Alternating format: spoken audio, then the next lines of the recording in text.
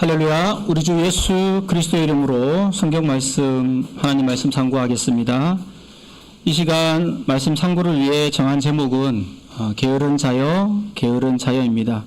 우리 아동반 친구들은 제가 저녁 예배 설교를 할 때마다 제목이 좀 친근하게 여겨질지도 모르겠습니다.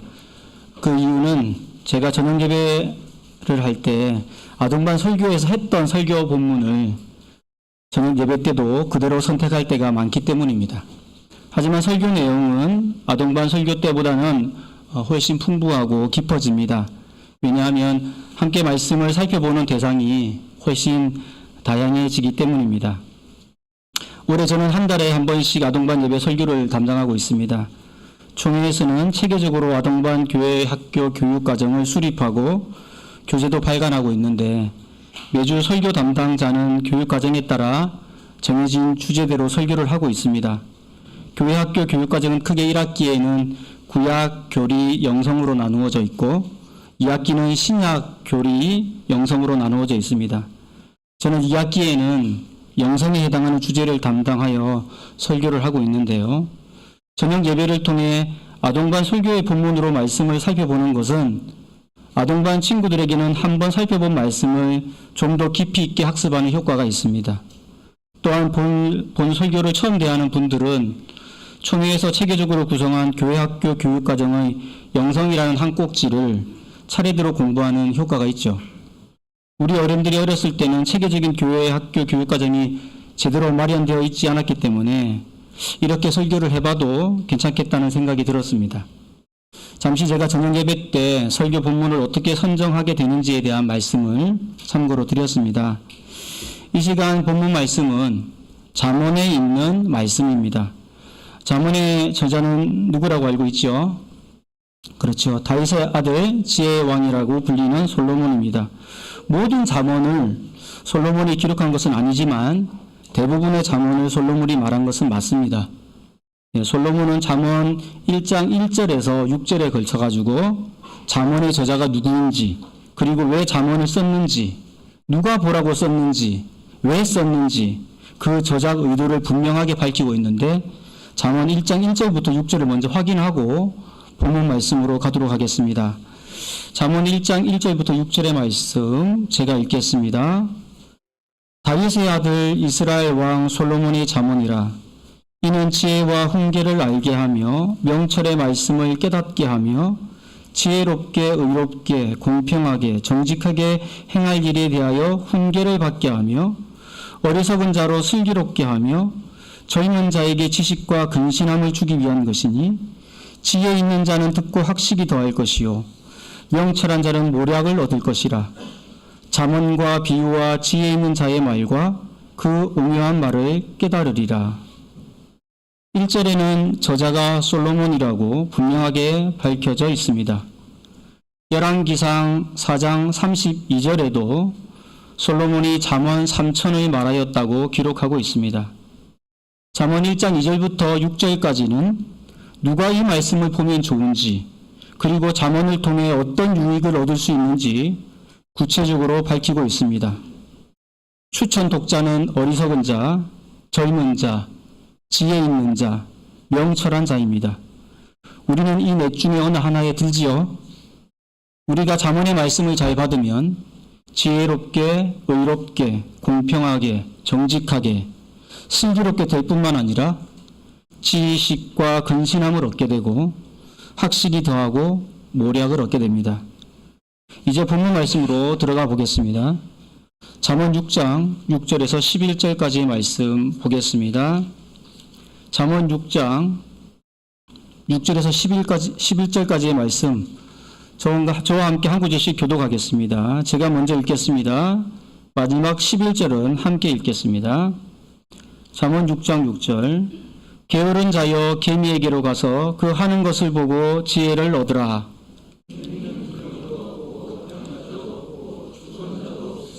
먹을 것을 여름 동안에 예비하며 추수 때에 양식을 모으느니라.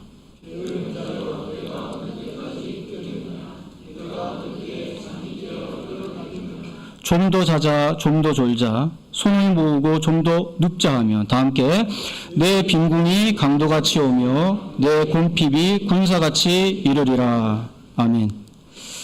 이번 설교는 이렇게 본문의 말씀을 의지하여 그 제목을 게으른 자여, 게으른 자여라고 정해보았습니다.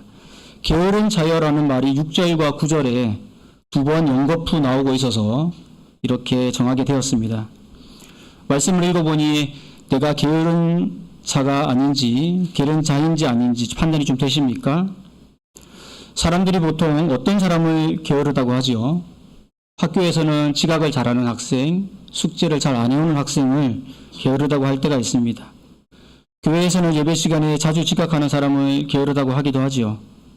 또한 세상에서는 약속 시간에 늦게 나타나거나 마감 기한을 넘겨서 일을 처리하는 사람도 게으르다고 하고 일을 자꾸 미루는 사람도 게으르다고 합니다. 성경 앱에서 검색어를 게으름이라고 입력하고 검색을 해보면 총 18구절이 나옵니다. 그 중에 16구절은 모두 잠언에 있고 전도서에 한 번, 마태복음에 한 번 이렇게 나옵니다. 잠언에서는 게으른 자는 잠을 좋아하고 할 일을 하지 않고 마음으로 원하는 것을 얻지 못하고 먹는 것도 괴로워하고 때에 해야 할 일을 하지 않고 일하기를 싫어하고 부정적으로 예측하면서 움직이지 않고 자기를 지혜롭게 여기는 사람 등으로 언급되고 있습니다. 또한 전도서에서는 관리를 안 하는 사람으로 언급되고 있으며 마태복음에서는 주인에 맡긴 달란트를 땅에 감추어둔 종에게 게으른 종이라고 책망하면서 그렇게 언급되고 있습니다. 이 시간에는 본문 말씀이 게으름에 대해 어떤 교훈을 주고 있는지 함께 살펴보고자 합니다. 본문은 크게 두 부분으로 나누어 볼 수 있습니다. 잠언 6장 6절에서 시작한 게으른 자여라는 말이 8절까지 영향을 주고 있고 9절에서 시작한 게으른 자여라는 말이 11절까지 영향을 주고 있으니 크게 보면 두 가지 교훈을 본문에서 찾을 수 있습니다. 좀 더 구체적으로 말씀드린다면 6절에서 8절까지는 게으른 자가 배워야 할 점에 대해서 교훈을 주고 있고 9절에서 11절까지는 게으른 자의 대표적인 특징을 통해서 교훈을 주고 있습니다. 이렇게 두 부분으로 나누어서 한번 살펴보겠습니다. 먼저 잠언 6장 6절부터 8절까지는 게으른 자가 배워야 할 점을 알려주고 있습니다. 우리 다시 한번 6절부터 8절까지 함께 읽어보고 게으른 자가 배워야 할 점이 무엇인지 한번 찾아보도록 하겠습니다. 함께 읽어보겠습니다. 6절부터 8절까지 시작. 게으른 자여 개미에게로 가서 그 하는 것을 보고 지혜를 얻으라. 개미는 두령도 없고 감역자도 없고 주권자도 없으되 먹을 것을 여름 동안에 예비하며 추수 때에 양식을 모으느니라. 6절은 이렇게 시작합니다. 게으른 자여 개미에게로 가서 그 하는 것을 보고 지혜를 얻으라. 6절 말씀은 게으른 자에게 개미에게로 가보라고 권합니다. 그리고 그 하는 것을 보고 지혜를 얻으라고 합니다. 게으른 자가 개미의 하는 것을 잘 지켜보면 어떤 지혜를 얻을 수 있다는 말입니다. 열왕기상 4장 33절을 보면 잠언 3천을 말한 솔로몬이 무엇을 논했는지 그 범위가 나옵니다.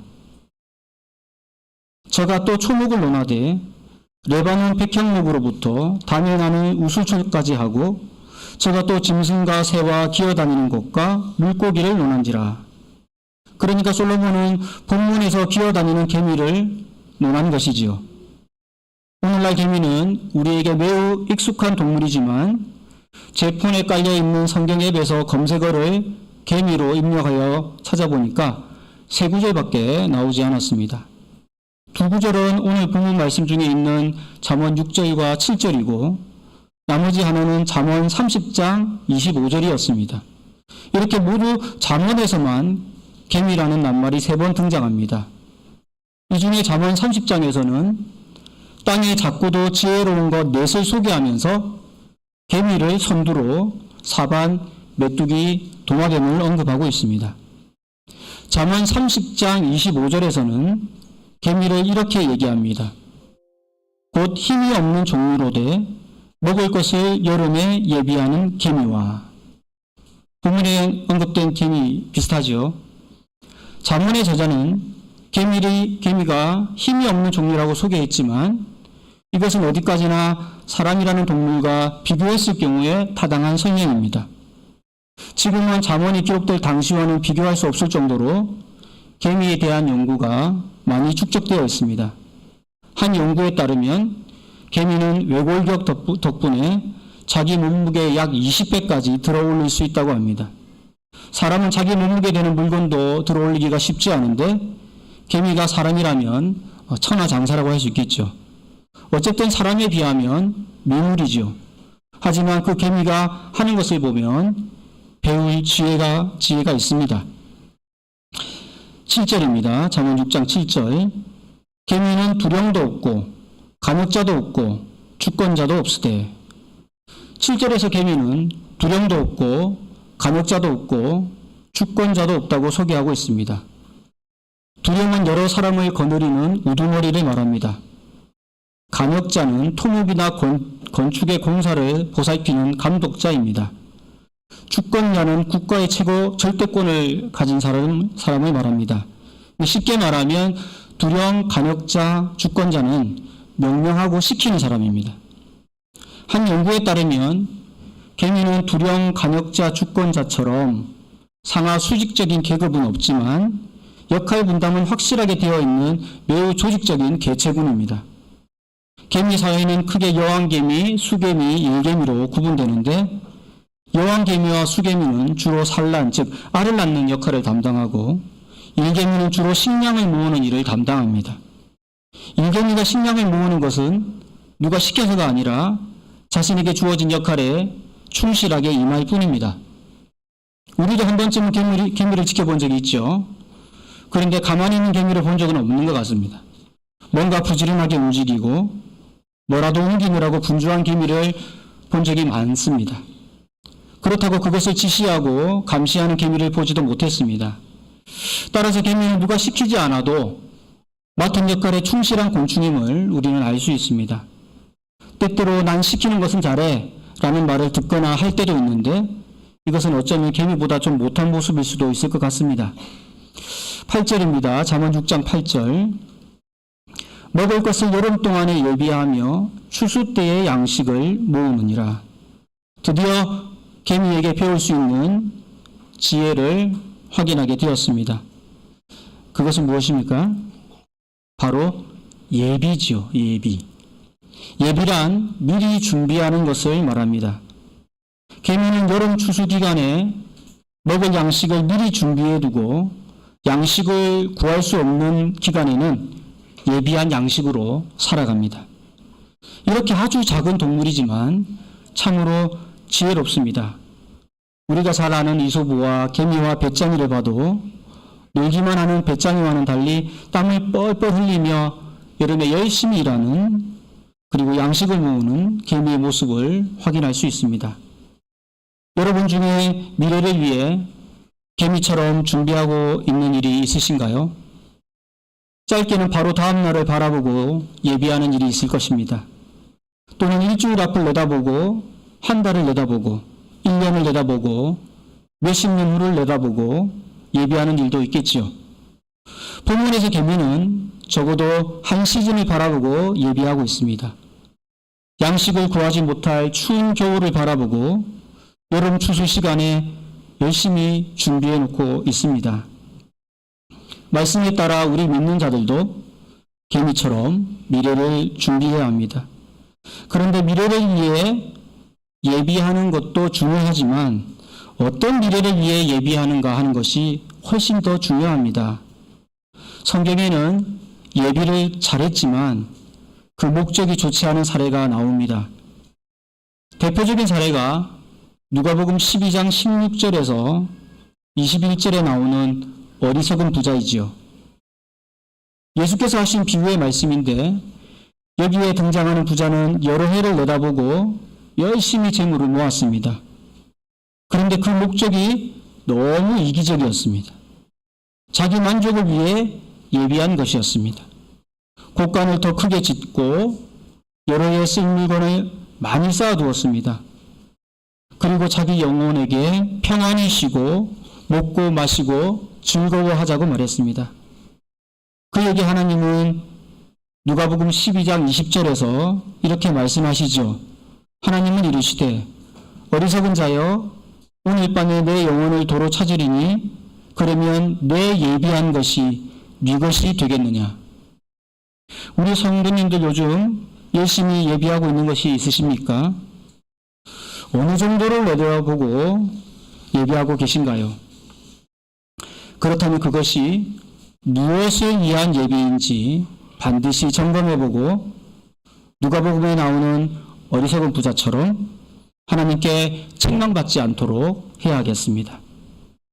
오늘 본문 말씀의 두 번째 부분은 잠언 6장 9절에서 11절입니다. 여기에 보면 게으른 자의 대표적인 특징을 알 수 있습니다. 우리 함께 읽어보고 게으른 자의 특징을 한번 찾아봅시다. 잠언 6장 9절에서 11절 함께 읽겠습니다. 시작. 게으른 자여 내가 어느 때까지 눕겠느냐. 내가 어느 때에 잠이 깨어 일어나겠느냐. 좀 더 자자, 좀 더 졸자.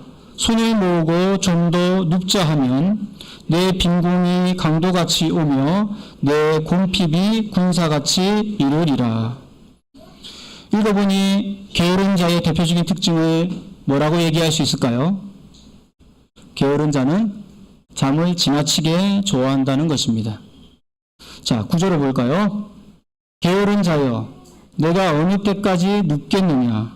내가 어느 때 잠이 깨어 일어나겠느냐. 사람은 잠을 자지 않으면 살 수 없지만 필요한 만큼만 자면 되는데 일어나야 할 시간인데도 누워서 뒹굴뒹굴하는 사람은 게으른 사람입니다.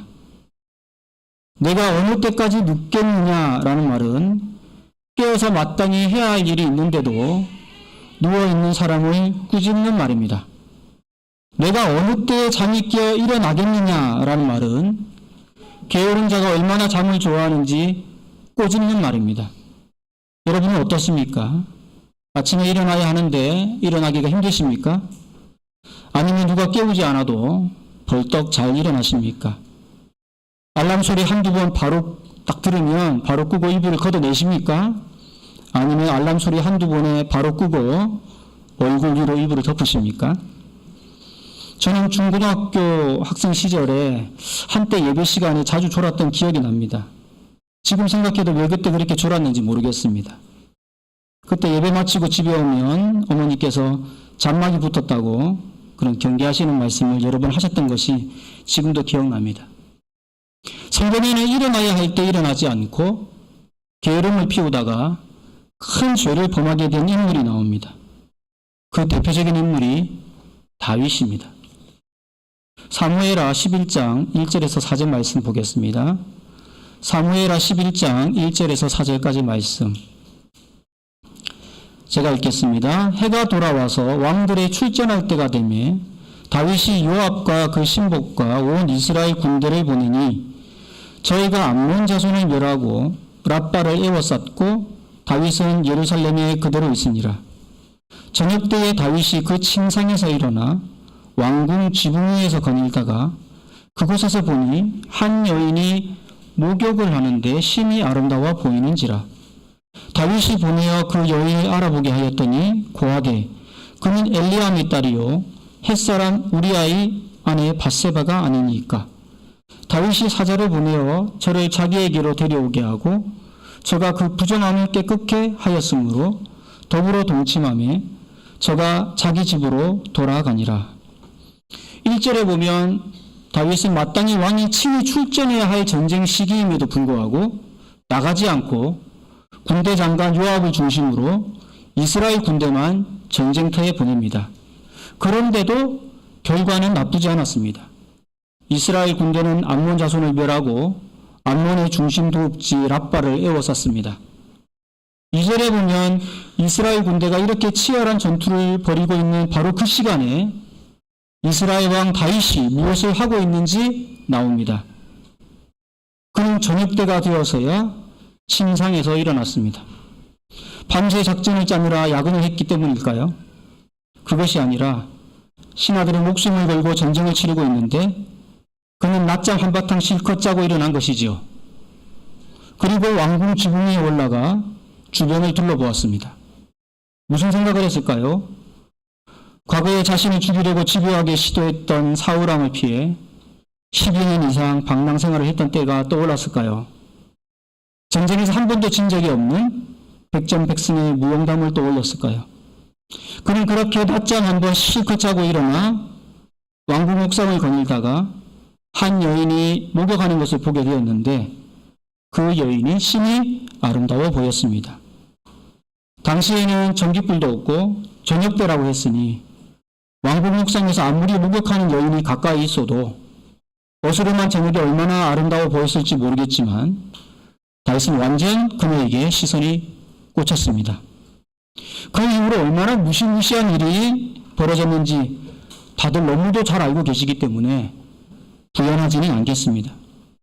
이렇게 그의 한때의 게으름은 간음죄와 청부 살인죄로 발전되었고 이 일 이후로 성경에 기록된 다윗의 이야기는 대부분 우울하고 좋지 못한 사건으로 채워져 있습니다. 중요한 것은 이 죄악의 원인이 다름 아닌 게으름과 관련되어 있다는 것입니다. 이렇게 보면 게으름이 얼마나 무서운 죄와 긴밀한 연결고리를 가지고 있는지 우리는 깨닫게 됩니다. 여러분, 게으른 자와 대비되는 말은 무엇일까요? 쉽게 떠오르는 말은 부지런한 자입니다. 잠언 12장 24절입니다. 잠언 12장 24절. 부지런한 자의 손은 사람을 다스리게 되어도 게으른 자는 불임을 받느니라. 부지런한 자와 게으른 자가 대비됨을 잘 보여주고 있습니다. 그런데 또 다른 잠언의 한 구절을 보면 게으른 자와 대비되는 다른 말을 발견할 수 있습니다. 잠언 15장 19절입니다. 잠언 15장 19절. 게으른 자의 길은 가시 울타리 같으나 정직한 자의 길은 대론이라. 바로 게으른 자와 정직한 자를 대비하고 있습니다. 실제로 다윗은 충성스러운 신하 우리아의 아내 밧세바를 범한 후 선지자 나단이 찾아와서 죄를 지적했을 때 솔직하게 인정하면서 통행하는 마음으로 시를 지었는데 그 시가 바로 시편 51편입니다. 시편 51편 10절에 보면 다윗이 하나님 앞에 다시 회복되기를 원하면서 이렇게 노래하지요. 시편 51편 10절. 하나님이여 내 속에 정한 마음을 창조하시고 내 안에 정직한 영을 새롭게 하소서. 이렇게 게으름은 하나님 앞에 정직하지 못한 모습을 낳습니다. 다윗의 육적 게으름은 영적 게으름으로 발전되었고 무서운 죄로 연결되었고 하나님 앞에 정직하지 못한 자로 서게 했지요. 이만큼 게으름이 엄청난 결과를 낳습니다. 오늘 본문 말씀 잠언 6장 10절 11절에 읽어보면 잠을 좋아하는 게으른 자가 맞이하게 될 결국을 보여주고 있습니다. 잠언 6장 10절 11절 말씀. 좀 더 자자, 좀 더 졸자, 손을 모으고 좀 더 눕자 하면 내 빈궁이 강도같이 오며 내 궁핍이 군사같이 이르리라. 11절에 보니까 잠자는 것을 지나치게 좋아하면 첫째로 빈궁이 강도같이 온다고 했습니다. 빈궁은 가난해서 생활이 어려워짐을 뜻합니다. 한편 강도는 폭행이나 협박 따위로 남의 재물을 빼앗는 도둑을 말합니다. 따라서 잠을 좋아하는 사람에게는 가난이 강도같이 찾아온다는 것입니다. 강도의 특징은 예고하지 않고 집을 탈탈 털려고 온다는 것이죠. 모든 가난이 게으름으로부터 오는 것은 아니지만 게으르면 반드시 가난해집니다. 게으름이 이렇게 치명적이죠. 둘째로 잠을 지나치게 좋아하면 곰핍이 군사같이 이른다고 했습니다. 곰핍은 네이버 국어사전을 찾아보면 아무것도 할 기력이 없을 만큼 몹시 지쳐 고단함을 말하는데, 게으른 사람은 군사들이 닥쳐오듯이 피곤함에 지쳐 늘 기운 없는 모습을 보입니다. 그러고 보니 우리 주변에서 게으른 사람이 활기차게 생활하는 것을 거의 보지 못한 것 같습니다. 오늘 설교 제목은 게으른 자여 게으른 자여입니다. 오늘 말씀을 살펴보니까 나에게 말씀하시는 것으로 들리시는가요? 말씀에 따르면 게으른 사람은 미래를 위해 예비하지 않습니다. 그러니까 우리는 미래를 위해 예비를 잘하면 되겠죠. 우리의 가장 중요한 미래는 무엇일까요? 내가 갖고 싶은 직업을 갖는 것일까요? 멋진 내 집을 하나 마련하는 것일까요? 조물주보다 좋다는 건물주가 되는 것일까요? 그것들은 작은 미래입니다. 우리 아동반 친구들에게 지난주 안식일날 설교하면서 우리의 가장 큰 미래가 무엇이냐고 물어봤더니 한 1학년 어린이가 강찬 목소리로 우리의 가장 큰 미래는 영원한 나라 천국에 들어가는 것이에요 라고 그렇게 얘기를 하더라고요. 미리 짠 것도 아닌데 제가 설교 원고에 써놓은 대로 얘기를 했습니다. 모두가 박수를 쳤지요. 우리의 가장 큰 미래가 영원한 나라 천국에 들어가는 것이라고 믿는다면 우리는 이 땅에 살면서 하나님이 기뻐하시는 일을 하며 살아야 합니다. 하나님이 가장 기뻐하시는 일은 무엇일까요? 복음 전파지요. 전도하는 것입니다. 디모데후서 4장 2절에서는 때를 얻든지 못 얻든지 복음 전파에 힘쓰라고 하셨습니다. 데살로니가전서 2장 4절에서는 복음 전파가 하나님의 기뻐하시는 일이라고 말씀합니다. 내가 원하는 직업을 가짐으로 복음 전파의 기회를 만든다면 그것은 가장 큰 미래를 예비하는 일이 될 수 있습니다. 내가 열심히 공부함으로 복음 전파의 사명을 다할 수 있다면 그것은 가장 큰 미래를 예비하는 일이 될 수 있습니다. 내가 멋진 집을 하나 마련하는 것으로 적극적으로 복음 전파의 기회를 만든다면 그것은 가장 멋진 미래를, 가장 큰 미래를 예비하는 일이 될 수 있습니다. 바로 영원한 삶을 위해 유한한 인생을 하나님이 기뻐하시는 일을 하며 사는 것이 게으른 자가 깨달아야 할 지혜인 것입니다. 우리는 먼저 하루하루 주어진 시간을 소중하게 생각하며 잘 사용해야 합니다. 에베소서 5장 16절과 골로새서 4장 5절에는 세월을 아끼라는 말이 똑같이 나옵니다. 저는 아동반 친구들에게 알림장을 사용해서 하루 단위로 시간을 아껴 쓰는 실제적인 방법을 알려주었습니다.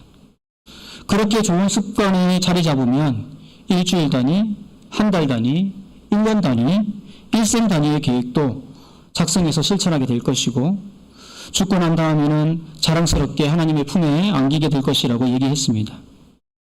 궁금하신 분들은 아동반 아이를 붙잡고 시간을 잘 관리하는 방법을 얘기해 달라고 하시면 되겠습니다.